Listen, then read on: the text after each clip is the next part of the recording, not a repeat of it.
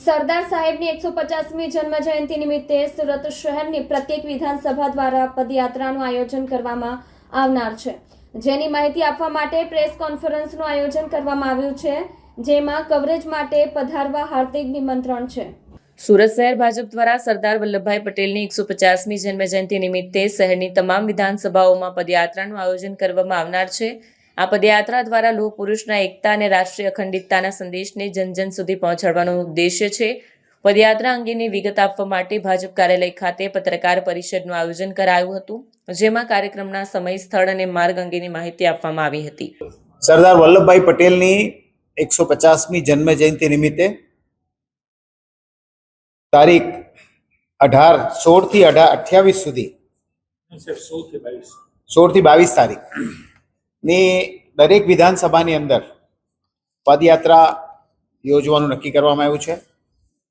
એનું લિસ્ટ અમારી પાસે છે. એ લિસ્ટ મુજબ ઓલપાડમાં યાત્રા તારીખ 16મી તારીખે છે, સાંજે 4 કલાકે.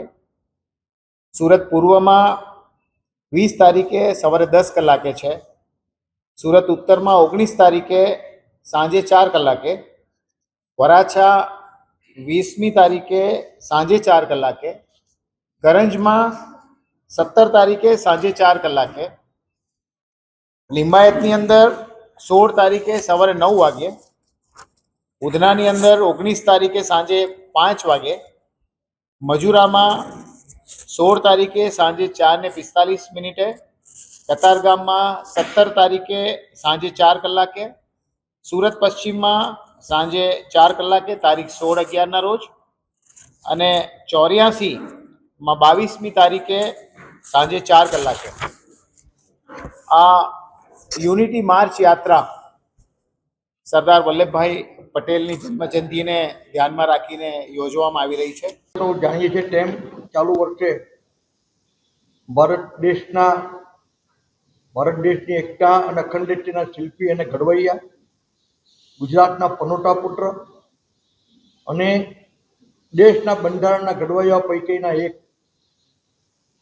સરદાર વલ્લભભાઈ પટેલની 150મી જન્મ જયંતિ 31મી ઓક્ટોબરે છે.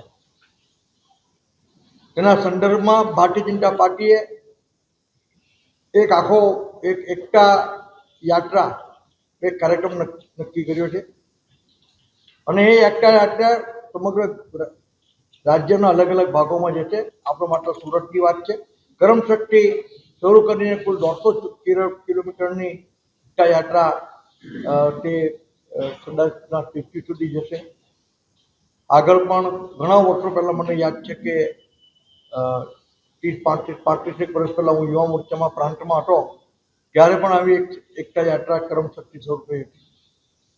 આ એકતા યાત્રા વિધાનસભા વાઇઝ છે, જેનું આખું લિસ્ટ અમારા પ્રમુખ સાહેબે મહેનત કરીને તૈયારી કરીને આખું લિસ્ટ તૈયાર કર્યું છે. અને એમાં વિવિધ સ્પોટ્સ પર સ્વાગતના પણ એક આયોજન છે.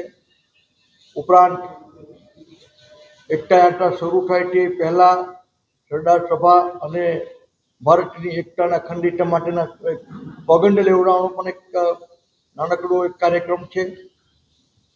વિધાનસભામાં દરેક વિધાનસભામાં આ યાત્રા આશરે 10 કિલોમીટર જેટલી ફરશે. અને જે વિધાનસભામાં સરદારજીનું સ્ટેચ્યુ નહીં આવતું હોય તે વિધાનસભામાં સરદારજીના તૈલી ચિત્રને માન સન્માન ફુલહાર કરીને એ યાત્રાની શરૂઆત અને એ કાર્યક્રમ થશે.